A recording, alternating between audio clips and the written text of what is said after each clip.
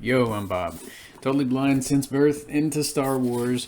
Gonna be unboxing a vehicle from the Shadow of the Dark Side line. I keep wanting to say this one's from the Vintage Collection, but I don't think it is. It is Luke Skywalker's Snowspeeder. This was released in 2010. I've had this for years, and I'm just getting around to unboxing some of this stuff.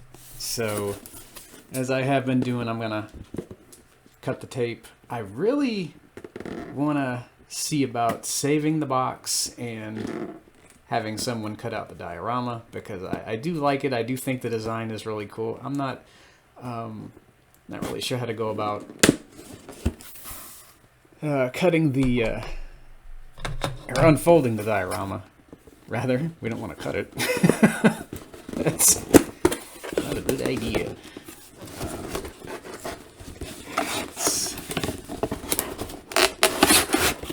Got your vehicle in the box,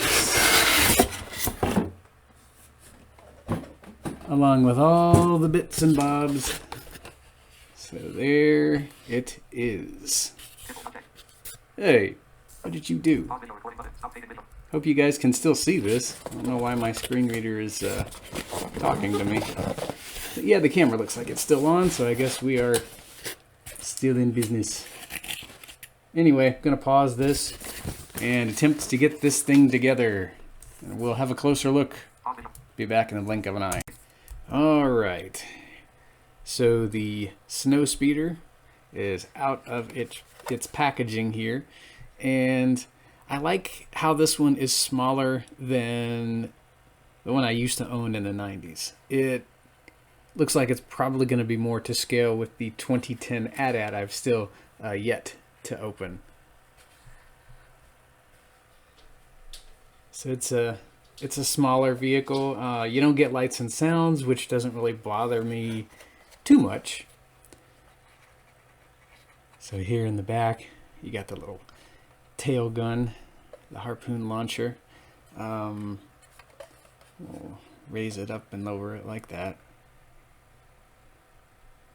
Pretty small vehicle.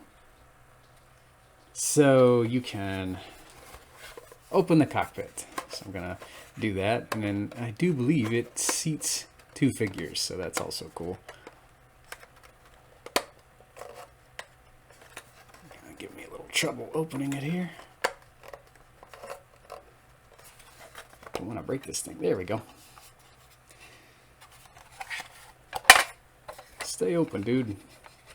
Can't really see the inside of it that well, but it does seat one in the front and one in the back. So you can have Luke and Dak in there. Never could find Dak in the Vintage Collection. So yeah, cockpit opens and it closes. It stays shut too. Let's see, this thing also has opening air brakes. So I'm going to open those.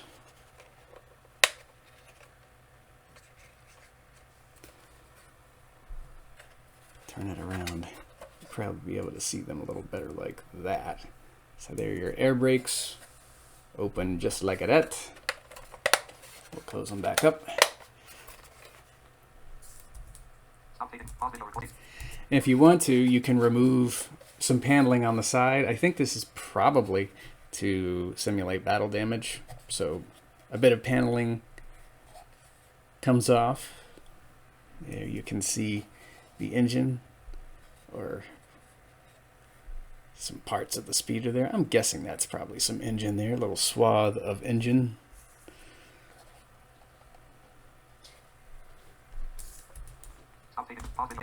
So if you're into firing missiles, you get 2 alternate cannons, or maybe we should call them proton torpedo or concussion missile launchers.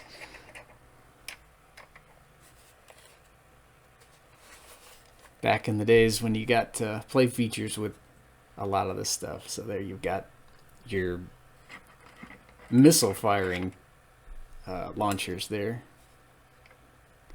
Guess maybe the rebels learned from Hoth and invested in some proton torpedoes.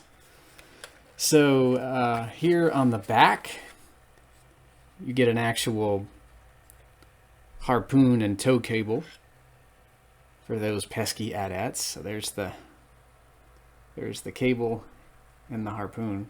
Oh, it's not really a harpoon shape on the end, but I like the harpoon and tow cable. That's what the 90s Snowspeeder I had, that's what it came with. And you can store the cable in the underside of the Snowspeeder.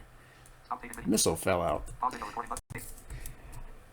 This has to be one of my favorite vehicles from The Empire Strikes Back. So it automatically gets a 10 out of 10 for me. I like the missile firing cannons, or proton torpedo launchers, whatever you want to call them. I like that it seats 2 figures. If we ever do get this vehicle in the modern day vintage collection, I hope they keep the tow cable. That was such an integral part of the Battle of Hoth, and I like that you can exchange the film accurate harpoon gun for the tow cable.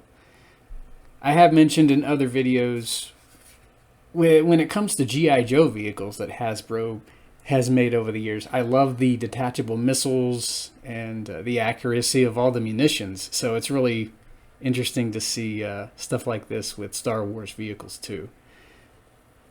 One more pass, and that'll do for this vehicle review. Hear you guys in the next one. May the Force be with you.